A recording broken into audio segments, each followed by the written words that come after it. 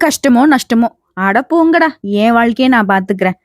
கடவுள்கிட்ட வேண்டுறேன். குடுத்தா பாக்குறேன். இல்லையா ஏதோ ஒண்ணு சமாளிப்போம். இப்படிப்பட்ட மனநிலையோடு வாழக்கூடிய கடகராசி அன்பு சொந்தங்களுக்கு வணக்கம். கடகனாக்க நம்ம கஷ்டம் வருதோ இல்லையோ, நம்ம கஷ்டப்படுத்துறதுக்கு மட்டும் பெரிய கூட்டமே காத்துக்கிட்டு இருக்கு. ஒரு துளியள கூட நம்மள புரிஞ்சுக்கிறதுக்கு ஆட்கள் கிடையாது. ஆனா, மத்தவங்களுடைய உணர்ச்சிய அவங்க தப்பே பண்ணியிருந்தாலும், அவங்க சைடு ஏன் அந்த மாரி இருக்கு, இந்த மாரி இருக்கு அப்படின்னு யோசிச்சு விட்டு குடுத்து கஷ்டப்படுறது நம்ம தான். சரி, நம்மளால அத வந்து மாத்திக்க முடியாது. நம்ம மனசாட்சி தான் நமக்கு பிளஸ்ஸும் கூட, நம்ம மனசாட்சி தான் நமக்கு மைனஸும் கூட. ஏன்னா, மத்தவங்க சுயநலமா இருக்காங்க. நம்மளால சுயநலமா இருக்க முடியல. சுயநலவாதிய நம்முடைய வாழ்க்கையும் சேர்த்து சுரண்டிர்றாங்க. நம்முடைய நல்லதையுமே சேர்த்து அவங்க எடுத்துக்கிறாங்க. நம்ம தியாகிகளா வாழ்றதா, இல்ல வந்து ஏன்னா தெரு தெருவா திரியிறதான்னு தெரியல. அந்த அளவுக்கு கஷ்டங்கள் வந்து நம்மளா வச்சுக்கிட்ட சூனியம் மாதிரி கூட இருக்கு. ஒரு சில நேரங்கள்ல நம்ம யோசிக்கிறது அதான். எல்லாம் நமக்கு தேவைதான். நம்மளா பண்ணிக்கிட்டு தான் அப்படின்னு கூட தோணும். இப்படிப்பட்ட கடகத்திற்கு இப்போ நேரங்காலம் சிறப்பா இருக்குன்னு நான் சொல்றேன். ஏன்னா, நவகிரகங்கள்லயே அதிக மதிப்பெண்களை கொண்ட ரொம்ப நல்லவன்னு சொல்லக்கூடிய அதாவது கடகராசி போல. ஓகேவா? அப்படிப்பட்ட குரு பகவானுடைய அதிசார பயிற்சி உங்களுடைய இடத்துக்கு வராரு. சிறப்பு இல்லையா? உங்களுக்கு அதிர்ஷ்ட காலம் ஸ்டார்ட் ஆகுதுன்னு நான் சொல்றேன். வாழ்க்கையில நடக்குதோ இல்லையோ, நீ கேட்கறது ஓரளவுக்கு தெம்பு கொடுக்கும். "சொல்லுமா" அப்படின்னு கேட்கிறவங்களுக்கு சொல்லிட்டா போச்சு. சிறப்பா இருப்போம். பொதுவாவே கடகராசிக்காரங்க நம்ம என்ன பண்றோம் அப்படின்னா, நம்மள வெறுக்கிறவங்க முன்னாடி தான் சிறப்பா வாழணும்னு நினைப்போம். அதுதான். இப்ப நீங்க அப்படிதான் வாழ போறீங்க. உங்கள வேணான்னு ஒதுக்குனவங்க, உங்கள சீப்பா எடை போட்டவங்க, நீங்கலாம் ஒரு ஆளா நெனச்சவங்க, அசிங்கப்படுத்துனவங்க, அவமானப்படுத்துனவங்க, எல்லாருக்கும் நீங்க போயிட்டு நான் இப்படின்னு எக்ஸ்ப்ளைன் பண்ண வேண்டிய அவசியமே இல்ல. உயர்வா வாழ போறீங்க. அத பார்த்தா அவங்க வயிறு எரிய போறாங்க. அந்த அளவுக்கு வாய்ப்புகள் உங்க வாசப்படியில நிக்க போகுது. அதிர்ஷ்டம் உங்கள தூக்கி தாலாட்ட போகுது. அது என்னன்னு பார்க்கலாமா? இப்போ கடக ராசிக்காரர்கள் வந்து பார்த்தீங்கன்னா, ரொம்ப உணர்ச்சி வசம் மிக்கவங்க. பாசத்துக்காக மட்டுமே வாழக்கூடியவங்க. ஆனா, இவங்கள யாருமே புரிஞ்சுக்க மாட்டாங்க. சொல்லப்போனா அந்த புரிஞ்சுக்காத துன்பம் வந்து பார்த்தீனாக்கா, எவ்வளவு ஆண்டுகளா இவங்க அனுபவிச்சுக்கிட்டு இருக்காங்க. விவரம் தெரிஞ்சதுல சின்ன பிள்ளைகளோட இருக்காங்கன்னு வச்சுக்கோங்க. இவங்கள யாரும் புரிஞ்சுக்க மாட்டாங்க. இவங்களுக்கு என்ன வேணும்? எதுவுமே இருக்காது. எப்பவுமே கிடைச்சத வச்சு கற்பனையில வாழ்ற அமைப்புல தான் கடகம் தவிச்சுக்கிட்டு இருக்கு. எங்க அடிச்சாலும் சரி, இதயத்துல தான் காயப்படுவான் கடகம். மத்தவங்கள காப்பாத்தி வாழக்கூடியது கடகம். ஆனா, தனக்காக யாருமே நின்னதே இல்ல.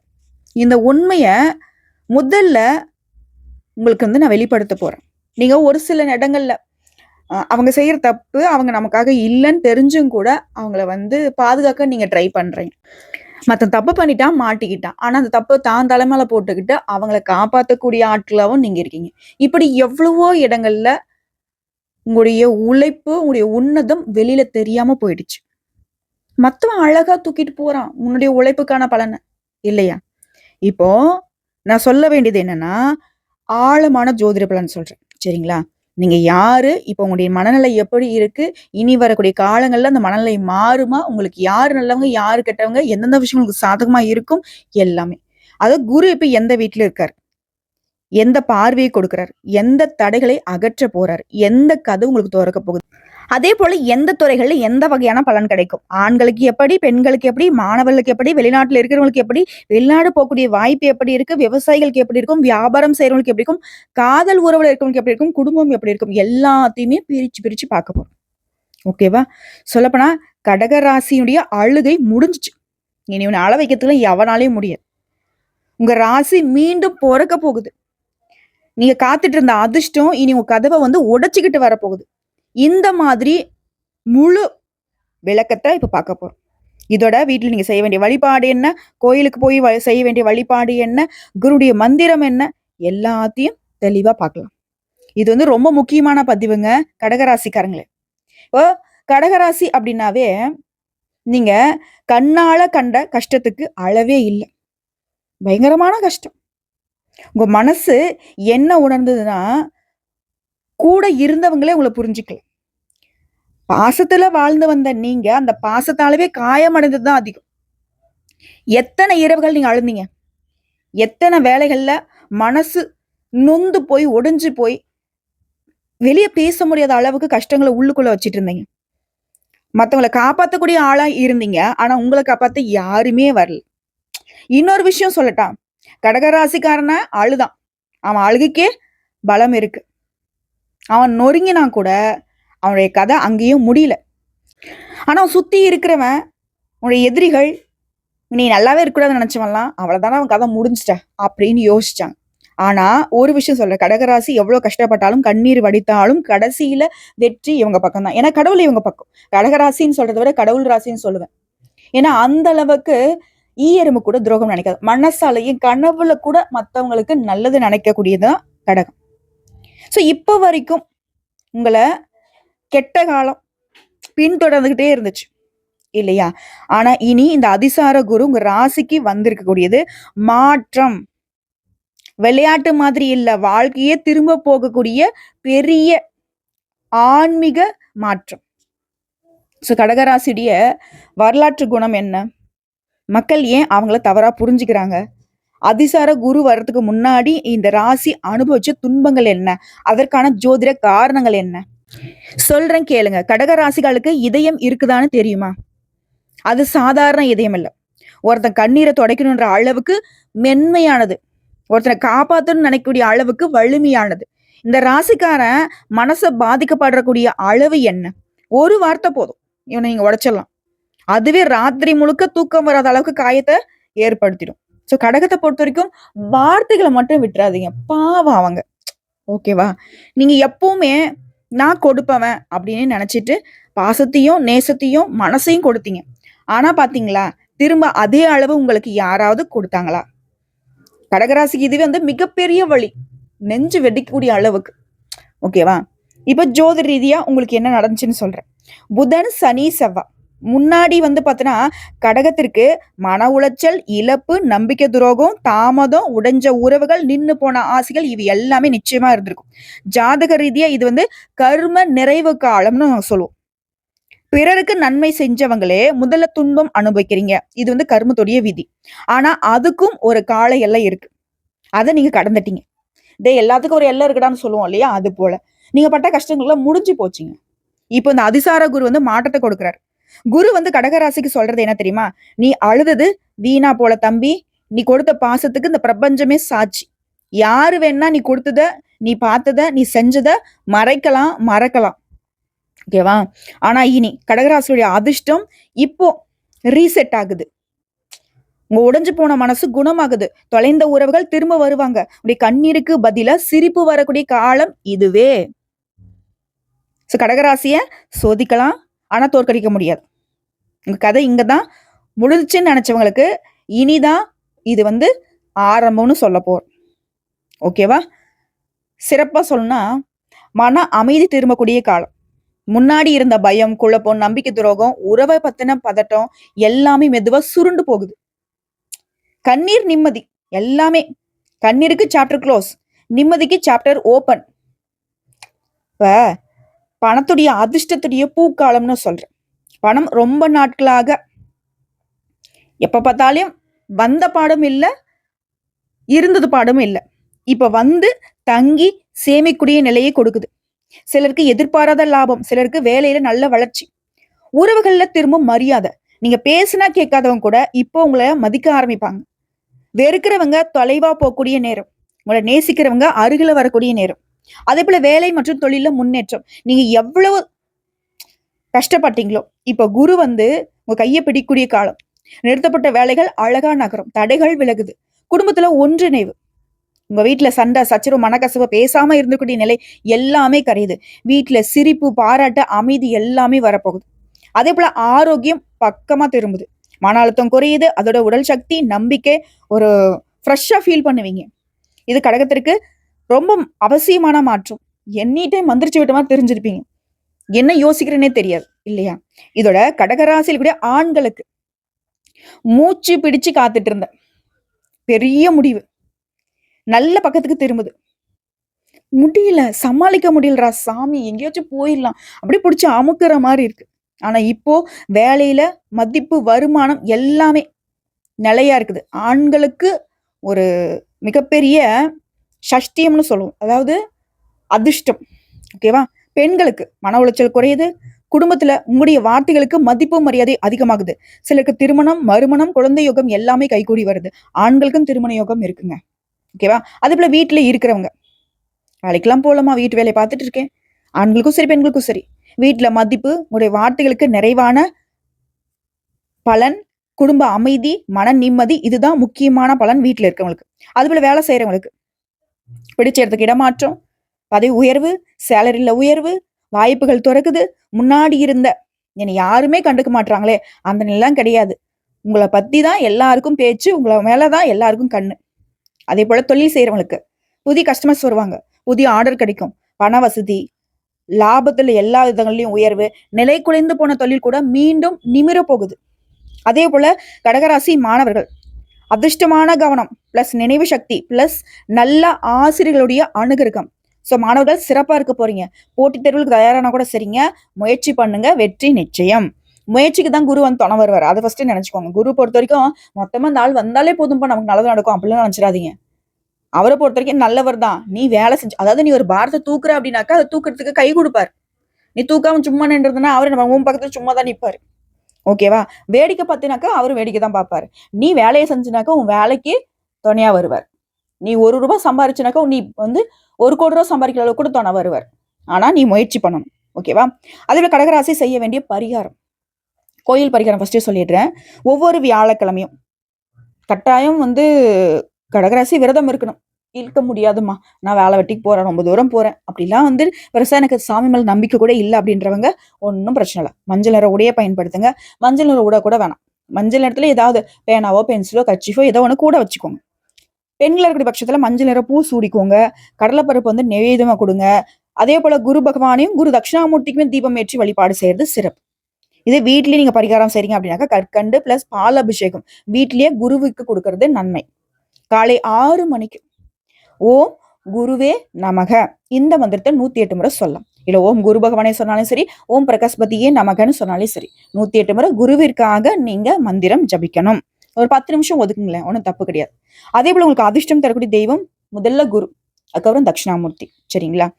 இதோட இன்னொரு விஷயம் சொல்றேன் கடகராசிக்காரங்களே, இனிமே உங்களை பத்தி யார் என்ன பேசினாலும் சரி, யாருக்கும் நீங்க உங்களை நிரூபிக்க வேண்டிய அவசியமே கிடையாது.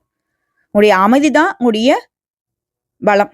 உங்களுடைய உயர்வு தான் நீங்க மத்தவங்களுக்கு கொடுக்கக்கூடிய பதில். நீங்க மத்தவங்களை பழி வாங்கணுன்ற அவசியமே கிடையாது. குரு வந்துட்டாரு.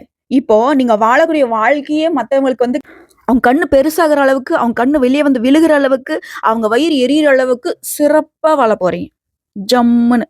ஓகேவா? இனி நம்ம தான் அப்படிங்கிற மாதிரி. உங்க காட்டுல பணமழை, உங்க காட்டுல சந்தோஷமழை, என்ன வேணா சொல்லிக்கோங்க. சிறப்பா இருப்பீங்க. உங்க வாழ்க்கையே திரும்ப போறக்க போகுதுன்னு சொல்லிட்டேன். அப்ப எந்த அளவுக்கு சிறப்பா இருக்கும்? பட்ட கஷ்டம், பட்ட அவமானம் எல்லாமே சரியாகுது. உன்னெல்லாம் ஒரு ஆளா நினைச்சவெல்லாம் இப்போ நீதான் என் குலதெய்வம்னு வந்து உன் காலில் விழக்கூடிய நேரம் வந்துருச்சு. ஒரே விஷயம் நான் கடகத்தை நான் சொல்றேன். உங்களுக்கு யாராவது எதனா பேசுறாங்க செய்யறாங்கனாக்கா அமைதியா இருந்துரு.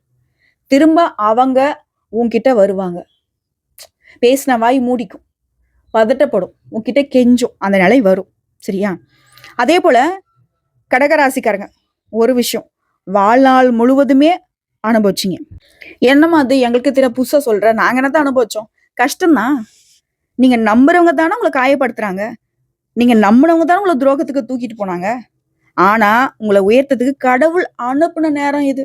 யாராலையும் ஒன்னும் பண்ண முடியாது. இந்த நேரம் காலம் உங்களை அப்படியே பாதுகாத்து நிக்குது. பாதுகாத்து அப்படியே சும்மா உச்சி கொண்டு போகுது. இந்த அதிசார குரு இந்த நேரத்தை உங்களுக்கு கொண்டு வந்திருக்காரு. இந்த வருஷம் குரு உங்களோட சேர்ந்து 2 விஷயங்களை கொடுக்க போறாரு. வித்தியாசமான விஷயங்கள். பழைய காயங்கள் மறையுது. புதிய வாழ்க்கை தொடங்க வைக்கக்கூடிய அதிர்ஷ்டம். இதுதான் இந்த பேச்சுடைய மைய பலனே. இனி யாரை நம்பலாம், யாரை தூர வைக்கலாம்? நீங்க நம்ப வேண்டியவங்க, உங்களுடைய பேச்சை கேட்கிறவங்க, உங்களுடைய முயற்சிகளுக்கு துணை நிற்கிறவங்க, உங்களுடைய உயர்வுக்கு கூட அனுமதி கொடுக்கிறவங்க, உங்களுக்காக பிரார்த்தனை செய்யறவங்கள கூட வச்சுக்கோங்க. தூரம் வைக்க வேண்டிய ஆட்கள், வார்த்தைகளால உங்களை காயப்படுத்துறவங்க, உன்னால முடியாதுன்னு சொல்லக்கூடியவங்க, பொறாம பிடிச்சவங்க, உங்களுடைய தோல்விய, உன்னுடைய வீழ்ச்சிய, நீ அழியறத ஆசைப்படக்கூடியவங்க, இந்த 3 பேரையும் தூரமா போட்டுரு. இதை மட்டும் பண்ணிட்டாக குருடைய பலன்கிறது 5 மடங்கு பெருகும். ஓகேவா? இதே போல உங்களுக்கு அதிர்ஷ்டம் தரக்கூடிய திசை, வடக்கு வடகிழக்கு. அதிர்ஷ்டம் தரக்கூடிய நிறம் மஞ்சள், தங்க நிறம், வெள்ளை. அதிர்ஷ்டம் தரக்கூடிய கிழமைகள் வியாழன், திங்கள். அதிர்ஷ்டம் தரக்கூடிய நேரம் காலையில 6 மணிலேருந்து 7:30 மணிங்க. ஓகேவா? ஸோ இதெல்லாம் உங்களுக்கு எங்கெங்க தேவைப்படுதோ பயன்படுத்துங்க. இந்த நேரம், திசை, நிறம் இது எல்லாத்தையும் ஃபாலோ பண்றவங்களுக்கு குருவுடைய பலன் அப்படிங்கிறது அதிவேகமா வேலை செய்யும். இதையும் நான் சொல்லிட்டு நோட் பண்ணிக்கோ. அதே போல பரிகாரம்னு பார்த்தோம்னாக்க தினமும் ஓம் பிரீம் பிரகஸ்பதியே நமக 108 முறை. வாரத்துக்கு ஒரு முறை குரு பகவானுக்கு மஞ்சள் வஸ்திரம் சாற்றி, மஞ்சள் கலர்ல பூ சாற்றி, அதே போல நெய் தீபம் ஏற்றி, ஓகேவா? உங்களால முடிஞ்சா உங்களுடைய சக்திக்கு தகுந்தாறு போல இல்லாதவங்களுக்கு ஏதாவது ஒரு உதவி பண்ணுங்க. அன்னதானம் செய்யறது ரொம்ப சிறப்பு. ஓகேவா? அதே போல குரு தட்சிணாமூர்த்தியோட வழிபாடுமே உடைய ஞானத்தை மேம்படுத்தும். சில நேரங்களில் சிக்கல்ல மாட்டிக்கிறீங்க இல்லையா? அந்த சிக்கல்கள்ல இருந்து வெளிவரத்துக்கு தட்சிணாமூர்த்தி வழிபாடு சிறப்பு. அதே போல செய்ய வேண்டிய தானம் வெள்ளை நிற துணி தானம் பண்ணுங்க, மஞ்சள் நிற துணிகளை தானம் பண்ணுங்க, கற்கண்டு, பால், கடலைப்பருப்பு இதெல்லாம் பார்த்தீங்கன்னா வியாழக்கிழமையில தானம் பண்றது சிறப்பு. செய்யவே கூடாது பொய் சொல்றது, மனசுக்குள்ள ஒண்ணு மறைச்சு வைக்கிறது, பழி வாங்கணும்னு நினைக்கிறது, இதெல்லாம் கடகத்திற்கு சுத்தமா ஆகாத விஷயம். விட்டுடுங்க. ட்ரை தான் பண்ணுவீங்க, ஆனா செய்ய மாட்டீங்க. இருந்தாலும் அந்த நினைப்பு கூட நமக்கு வேணாமே. ஏன்னா அது கூட நம்மளுடைய மனசை காயப்படுத்திடும். ஸோ கடகராசிக்கு நான் சொல்ல வேண்டியதுனாக்கா, உங்களை யாரும் புரிஞ்சுக்கலையே அப்படின்ற நாட்களும் முடிஞ்சிச்சு. அதே போல இன்னொரு விஷயம் நான் சொல்றேனாக்கா, உங்களை யாரும் புரிஞ்சுக்க வேண்டாம். நீங்க அழுந்த நாட்களை குரு வீணாக்க மாட்டாரு. எவ்வளவு காயம் இருந்துச்சோ அந்த அளவுக்கு குருடைய ஆசீர்வாதம் உங்களை சேர்ந்திருக்கு. இனி அடுத்த அத்தியாயம் உங்களுக்கான அத்தியாயம். எழுச்சியும் மரியாதையும் உயர்வும் நானும் எழுந்து வருவேன்டா, என்னால முடியுன்ற நம்பிக்கையும் குரு உங்களுக்கு தந்துட்டு போறார். இதுவரை இருண்டு போன உங்களுடைய இரவுகள் எல்லாமே இனி பொற்காலமா தொடங்குது. இரவு கூட மீளிருன்னு வச்சுக்கோங்களேன். அந்த அளவுக்கு நான் உயர்வா சொல்றேன். அந்த அளவுக்கு இந்த நேரம் காலம் குருடைய அதிசார பெயர்ச்சிங்கிறது உங்களுக்கு வெளிச்சத்தை கொடுக்க போகுது. தொட்டதெல்லாம் பொண்ணா மாறும். நீ இருக்கக்கூடிய இடமெல்லாம் செழிப்பா இருக்க போகுது. உங்களை எல்லாரும் இத்தனை நாள் என்ன சொன்னாங்க? அழுமூஞ்சி அப்படின்னு சொல்லியிருப்பாங்க. இனி அழகான முகம் அப்படின்னு சொல்லக்கூடிய அளவுக்கு, மற்றவங்க வியப்பா பார்க்கக்கூடிய அளவுக்கு நீ வீரியத்தோட எழுந்து நிக்க போற. அதாவது அழுதவர்களுடைய ராசின்னு இத்தனை நாளா கடகத்தை சொன்னவங்க இனி உயர்வை நோக்கி பயணம் பண்ணக்கூடிய ராசின்னு சொல்லுவாங்க. இதுதான் கடக ராசிக்கு அதிசார குரு தரக்கூடிய உண்மையான பலன். போதுங்க. கடகராசியை பொறுத்த வரைக்கும் கடந்த காலத்துல நீங்க அழுத கண்ணீரை யாரு வேணா பார்த்திருக்கலாம். ஆனா அந்த கண்ணீருடைய காரத்தை யாரும் புரிஞ்சுக்கல. மனசை உடைச்சாங்க, நம்பிக்கையை குலைச்சாங்க.